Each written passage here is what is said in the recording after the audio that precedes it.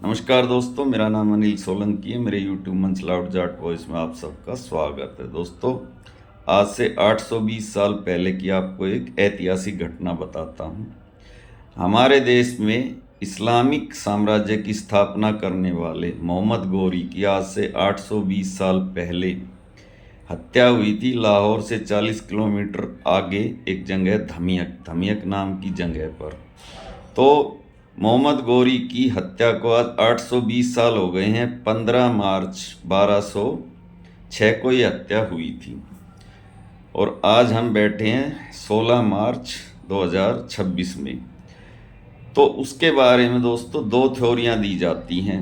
एक ये कहा जाता है कि मोहम्मद गोरी की हत्या पृथ्वीराज चौहान ने की थी गजनी के अंदर। 4 बांस 24 गज अष्टंगुल प्रमाण ता ऊपर शैतान है मच चुके चौहान, ये थ्योरी दी जाती है। पृथ्वीराज रासो एक महाकाव्य है, उसके अंदर चंद्र बरदाई ने, जो कि पृथ्वीराज चौहान का दरबारी कवि था, उसने ये बात लिखी है। तथा कुछ इतिहासकार ये कहते हैं कि मोहम्मद गोरी की हत्या 15 मार्च 1206 को लाहौर के पास धमियक नाम की जगह पर, जब मोहम्मद गोरी शाम की नमाज पढ़ रहा था, तब रामलाल खोखर जाट ने की थी। नमाज पढ़ते समय उसकी गर्दन काट की। अब इन दोनों थ्योरियों में से कौन सी थ्योरी सही है और कौन सी थ्योरी गलत है, आज के वीडियो के अंदर मैं तथ्यों के साथ इस बात को आपको समझाऊंगा। आप वीडियो में अंत तक बने रहें और वीडियो को ध्यान से देखें, ध्यान से सुने, क्योंकि एक ऐसी ऐतिहासिक घटना है कि जिस घटना ने हमारे देश का इतिहास ही बदल दिया। मोहम्मद गोरी से पहले भी दो इस्लामिक आक्रांता हमारे देश में आए थे। एक का नाम महमूद गजनवी था और एक का मोहम्मद बिन कासिम था। लेकिन वो यहाँ पर आए, लूटपाट की, हमला किया और चले गए। लेकिन मोहम्मद गोरी एक ऐसा शख्स था जिसने भारत पे हमला किया और हमला करके यहाँ पर अपने एक गुलाम कुतुबुद्दीन ऐबक को अपना उपशासक नियुक्त करके वो चला गया। और उसकी मृत्यु के बाद में वही कुतुबुद्दीन ऐबक भारत का शासक बना। हालांकि वो 4 साल ही रहा, लेकिन उसके बाद में हमारे देश के अंदर मुस्लिम साम्राज्य तकरीबन 500-600 साल तक रहा। तो इस सारे घटनाक्रम को आज मैं आपको डिटेल में बताऊंगा, समझाऊंगा। आप वीडियो को ध्यान से देखना अंत तक। वीडियो बहुत ही ज्ञानवर्धक, रोचक होने वाला है। तो पहले बात करते हैं दोस्तों कि पृथ्वीराज चौहान कौन था और पृथ्वीराज चौहान के साथ मोहम्मद गोरी का क्या झगड़ा था। तो दोस्तों, दिल्ली के अंदर अनंगपाल तोमर नाम के एक शासक होते थे, जिन्होंने लाल कोट के नाम से एक शहर बसाया था, जो कि दिल्ली के महरौली के पास स्थित है। आज भी लाल कोट किले के कुछ अवशेष आपको महरौली के पास मिल जाएंगे, जंगल के अंदर। तो कहते हैं कि अनंगपाल तोमर के कोई बेटा नहीं था, उनके 2 बेटियां थी। एक बेटी की शादी उन्होंने करी थी राजस्थान में और एक बेटी की शादी उत्तर प्रदेश में करी थी। तो एक बेटी जो राजस्थान में ब्याही थी वो अजमेर के शासक के ब्याही थी और यूपी में ब्याही थी वो कन्नौज के शासक के ब्याही थी। तो अजमेर वाले शासक से जो बेटा हुआ उसका नाम पृथ्वीराज चौहान था। कन्नौज वाले शासक से जो बेटा हुआ उसका नाम जयचंद राठौड़ था। बाद में अनंगपाल तोमर ने अपनी वंश बेल चलाने के लिए अपने दोहते पृथ्वीराज चौहान को गोद ले लिया, जो कि अजमेर का शासक था। इस बात से जो उनका दूसरा दोहता था जयचंद राठौड़, वो नाराज हो गया और वो पृथ्वीराज चौहान से रंजिश रखने लगा। इसीलिए जयचंद राठौड़ को इतिहास में गद्दार की संज्ञा दी जाती है। आज इस बात का भी खुलासा करूंगा कि क्या जयचंद राठौड़ सचमुच में गद्दार था या उसको ऐसे ही गद्दार का तगमा पहना दिया जाता है। एक बात यह भी कही जाती है दोस्तों कि पृथ्वीराज चौहान ने मोहम्मद गोरी के साथ 17 युद्ध किए और उसको 16 बार पकड़ के छोड़ दिया और 17वें युद्ध में पृथ्वीराज चौहान मोहम्मद गोरी से हार गया। इस बात में कितनी सच्चाई है, इसका जब मैंने एनालिसिस किया तो ये पाया कि पृथ्वीराज चौहान का जो कुल शासन था दोस्तों, वो 1177 से 1192 तक था। यानी वो 15 साल तक दिल्ली का शासक रहा। और 15 साल के अंदर कोई व्यक्ति 17 युद्ध कैसे कर सकता है, सोचने वाली बात है। 17 युद्ध तो ये हैं, इसके अलावा कुछ डोमेस्टिक युद्ध भी उसने किए थे। तो इसका मतलब वो हर 8वें महीने युद्ध ही करता था। और जो आदमी हर 8वें महीने युद्ध करेगा वो अपने देश का सिविल एडमिनिस्ट्रेशन, अपने राज्य का कब चलाएगा।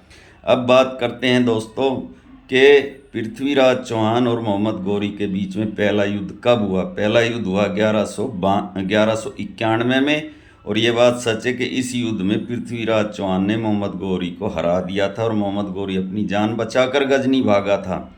लेकिन पृथ्वीराज चौहान से गलती ये हुई कि उसने इस युद्ध के बाद मोहम्मद गौरी को पकड़ा नहीं, जिंदा छोड़ दिया, उसको जाने दिया। और यही उसके जीवन की सबसे बड़ी भूल थी। मोहम्मद गौरी ने अगले ही साल अपनी ताकत को रिस्टोर किया और फिर दिल्ली पर हमला किया।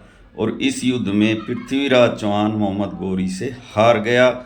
और कहते हैं कि हिसार के पास सिरसा में पृथ्वीराज चौहान को मोहम्मद गौरी ने गिरफ्तार किया और गिरफ्तार करके एक सूखे हुए कुएं में डाल के ऊपर से पत्थर मार मार के पृथ्वीराज चौहान की हत्या कर दी। ये कुछ इतिहासकारों का कथन है, लेकिन पृथ्वीराज रासो दूसरी ही कहानी कहता है। पृथ्वीराज रासो ये कहता है कि मोहम्मद गौरी पृथ्वीराज चौहान को गिरफ्तार करके गजनी लेके गया और गजनी में उसकी आंखें फुड़वा दी, उसको जेल में डाल दिया। और फिर पृथ्वीराज रासो का जो रचयिता था चंद्रबरदाई, वो भी किसी तरीके से गजनी पहुंच जाता है।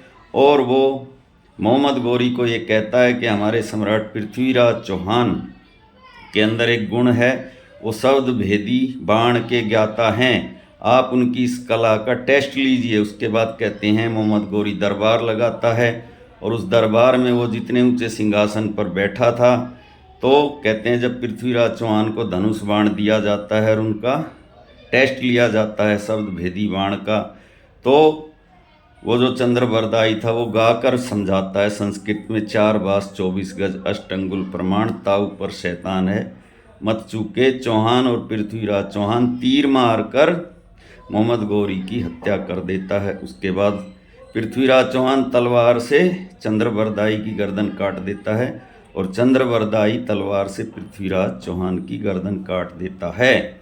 लेकिन सवाल ये पैदा होता है कि जब दोनों एक दूसरे की गर्दन काट देते हैं तो फिर ये 4 लाइनें 4 बास 24 गज अष्टंगुल प्रमाण, ताऊ पर शैतान है मत चूके चौहान, ये पृथ्वीराज रासो में लिखी किसने, जब दोनों ही मर गए थे उस घटना स्थल पर मौजूद व्यक्ति। कुछ लोग कहेंगे उसके बेटे ने लिखी, तो बेटे को किसने बताया, क्योंकि वहाँ पर जो लोग मौजूद थे वो तो संस्कृत जानते ही नहीं थे। तो ये सारी बातें ये साबित करती हैं कि ये पूरी घटना कपोल कल्पित घटना है। और दोस्तों, जो जयचंद्र राठौड़ के बारे में कहा जाता है कि वो गद्दार था, इसका भी मैंने जब एनालिसिस किया तो ये पाया कि जयचंद्र राठौड़ ने पृथ्वीराज चौहान के साथ कोई गद्दारी नहीं की थी। वो उससे रंजिश रखता था क्योंकि उसके नाना ने उसको गोद न लेकर पृथ्वीराज चौहान को गोद लिया और दूसरे पृथ्वीराज चौहान ने स्वयंवर से उसकी बेटी का हरण किया था, उससे शादी करी थी। लेकिन अगर वो गद्दार होता तो 1192 के बाद 1194 में मोहम्मद गौरी ने जयचंद्र राठौड़ पर भी हमला किया। चंद्रावर के युद्ध में जयचंद्र राठौड़ को हराया, उसकी हत्या करी। जो चंद्रावर अभी यूपी में है, एटा और फिरोजाबाद के बीच में। तो इस बात से साबित होता है कि जयचंद्र राठौड़ को भी बिना मतलब के लोग गद्दार कहते हैं, वो गद्दार नहीं था। अब बात करते हैं कि मोहम्मद गौरी मरा तो था, एक आदमी 2 बार मर नहीं सकता, या तो उसको पृथ्वीराज चौहान ने मारा या उसको रामलाल खोखर जाट ने मारा, तो वो मरा कैसे। तो दोस्तों, इतिहासकारों का ऐसा मानना है कि झेलम नदी के तट पर खोखर जाटों का साम्राज्य था और 1206 में खोखर जाटों ने मोहम्मद गौरी की जो टैक्स नीति थी, उस टैक्स नीति से परेशान होकर उसके खिलाफ विद्रोह किया था और विद्रोह करके उन्होंने लाहौर पर कब्जा कर लिया था। और इस विद्रोह को दबाने के लिए मोहम्मद गौरी एक सेना लेकर लाहौर में आया और उसने विद्रोह को दबा दिया। और जब वो विद्रोह को दबाकर वापस लाहौर जा रहा था तो खोखर कबीले के सरदार रामलाल खोखर और उसके भतीजे अनिरुद्ध खोखर ने धमियक नाम की जगह पर जब वो शाम की नमाज पढ़ रहा था तो उसकी गर्दन काटी और उसको अपने भाले के नेजे में टांक कर वापस ले गए। यही सच्चाई है जो इतिहासकारों ने इतिहास की किताबों में लिखी है। वीडियो कैसा लगा कमेंट के माध्यम से बताएं। अच्छा लगा तो अपने ग्रुप में शेयर करें, लाइक करें, कमेंट करें। मिलते हैं अगले वीडियो में भाइयों। आपका दिन शुभ हो। धन्यवाद। चैनल को सब्सक्राइब करें, लाइक करें, कमेंट करें और ज्वाइन करें। आपका दिन शुभ हो भाइयों। धन्यवाद।